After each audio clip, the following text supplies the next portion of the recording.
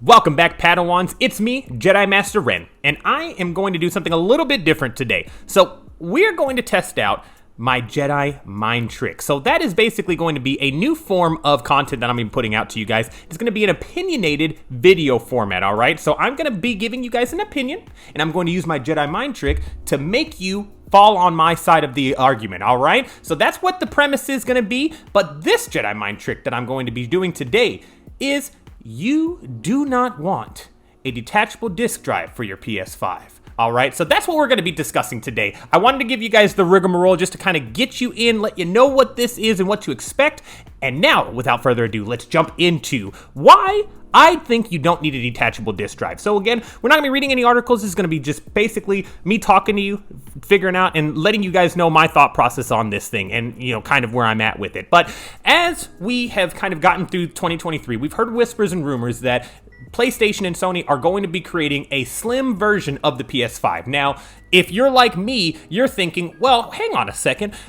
Didn't the console just launch at the end of 2020, which means that we have not even had them for an entire 2 years, and we're talking about a slim model? Not only talking about it, though, we have a slim model that is already out in the wild. It's out in the wild right now. I saw it today. So this is definitely happening. It's definitely coming. It's not going to be anytime this year, let's be honest, but I do think we're going to be seeing this sometime in 2024 or 2025, one of the two. Now, when I first initially heard of this, my first thought is, okay, that makes sense. Maybe, you know, making two different SKUs. They have a digital version of the PS5 and a disc version of the PS5.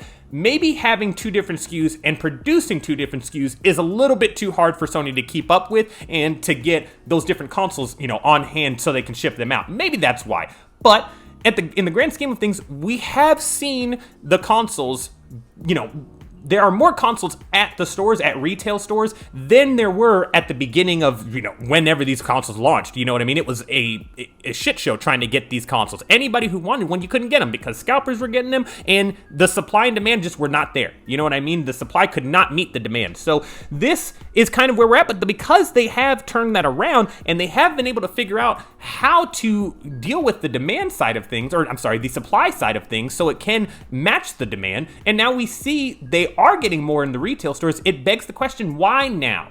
Why are we needing to transition now? And it also makes me think, why didn't we just have this at the jump, you know, from the get-go? If this is what you wanted to do, was to make a console that had a disk drive that you could detach and put it back on, why would you not have just done that from the beginning? Because obviously, if we had just had that one console, then yeah, we wouldn't be talking about it right now. But the fact of the matter is that we got these consoles launched with two separate console versions, a digital and a disc version, which means that they had intent to have the disc version.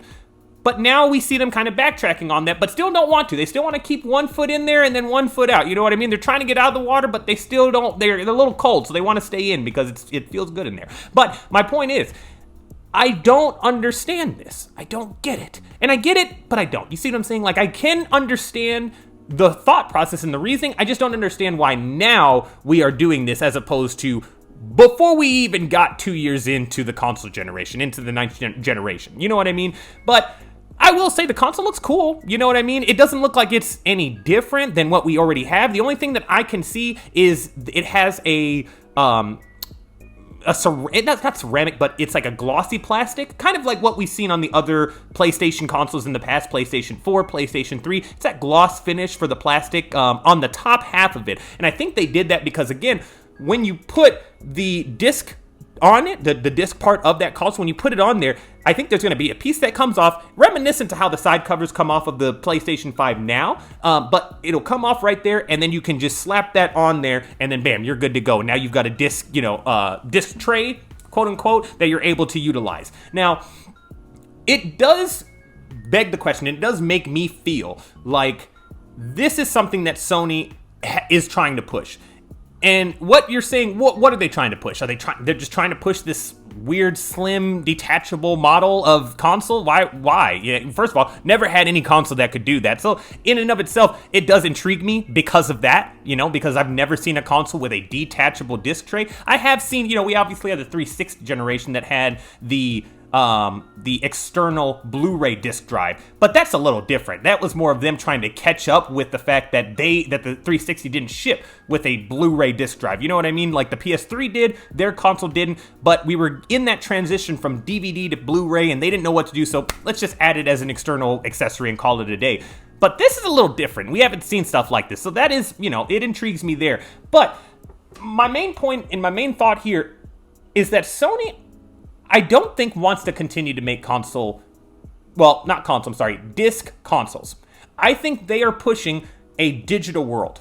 And how we can see that is literally looking at this console right here.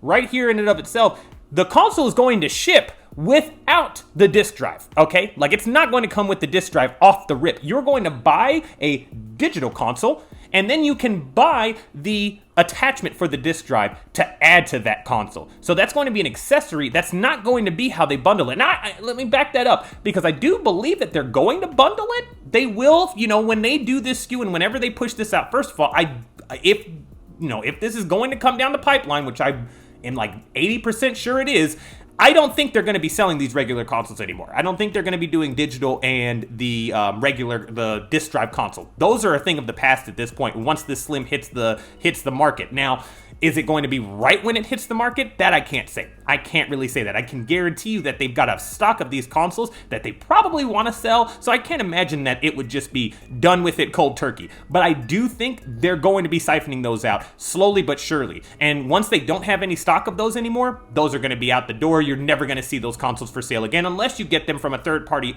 retail store or from a resale situation. But you're not going to be able to get those from PlayStation directly. I guarantee I give it maybe 3 years from the point of the Slim being sold for that to be the case. Now, I honestly can see it happening a lot sooner, because if we get this console here in 2024 timeframe, we're only going to have about 4 more years of this console generation before we get new consoles. So in the grand scheme of things, we could probably see this console go away. The first iteration of these go away within 1 to 2 years, depending. Now, that I'm not 100% sure on, but that's just kind of how I see this going. And again, it's because Sony has a digital focus in their head.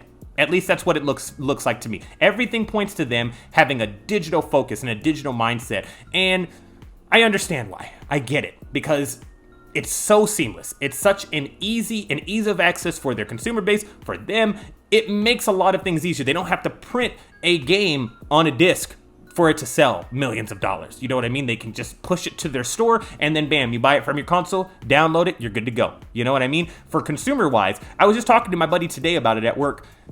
He's like, are you more of a console? Are you more of a physical disc owner, or are you more of a digital person? I was like, well, to be honest with you, I did buy the disc console because I have discs that I can still play on it, and I do like a deal. So if I can find a deal at a retail store, or if I can find a deal somewhere else, then yeah, I'm gonna do that. But at the same time, there might not be deals there. And not even that. At the same time, it's so much easier to find a game on the storefront. You know what I mean? I can be at work, download a game from my phone, and immediately have it buy a game from my phone and download it to my console, all while I'm at work. That is fantastic. That right there is the definition of ease of access. And that's what I think Sony is trying to gravitate towards with this situation here, with this console, and why they're pushing this console, and why I'm bringing this up right now.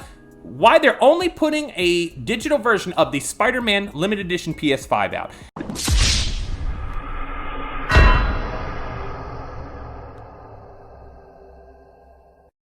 They want consumers to go and do digital. Number one, less cost effective for them to push out a game. Number one. Number two, they don't have to worry about shipping these games out to different retailers. So all in all, it is a better situation for them if you go digital. Number two, or the other aspect of it, is that they have control over these digital licenses, and they can stop or put them back on as they see fit. Now, that is the bad and the negative side of things that comes down to us, the consumer. But for a business, and for them to look at it and want to shift their model more towards a digital marketplace, it does make sense, and I can see why. Now, all of this being said, I still don't think that we need a detachable disc drive. I really don't. I think the detachable disk drive, I think it's a good idea. You know, I understand the thought process, and the idea didn't just come out of nowhere. Like, I get the thought process, but I think that that thought process should have been there before we got to 2023. You know what I mean? We shouldn't be talking in 2023 about a potential console with a detachable disk drive that we're going to get in 2024 that's not going to be around that long, because we're going to be getting ready for the 10th generation. And again, I know we are years and years down the road, but I'm thinking years and years down the road, right? Like, that console's not going to be out here that long. Now, maybe they are trying to future-proof the 9th gen, iteration all in and of itself. Maybe they're just like, look, we see ourselves producing more PS5s even after the 10th generation consoles launch. So, with that being said, we don't want to keep having to make 2 different SKUs while we go through that transition period. We want to just be able to make 1 SKU and call it a day. And again, that's why I see the thought process. I just think maybe that should have been the thought process going into this. You know what I mean? Why did we even decide to do 2 different consoles, one with digital and one with a disc? You know what I mean? Where was the thought process there? If you wanted to do 2 and you knew at some point you were going to be doing one where a disc drive could come off, go back on, why not just make that the console from the jump and make all of us buy it like that? And then now we can take it off, take it on as we see fit. If you don't want it, you don't even have to worry about it. You don't have to worry about it. That's an accessory that you don't even need. But if you do want it, now there's a bundle for you to be able to get it like that. It's just a little weird. It's just a little weird, how all of this is happening. So I just wanted to get in here. I wanted to give you my piece and try to get you on my side with my Jedi Mind Trick. But guys, I have been your host, as always, Jedi Master Ren, and I will see you next time on the halls of the Jedi Gaming Academy. May the Force be with you.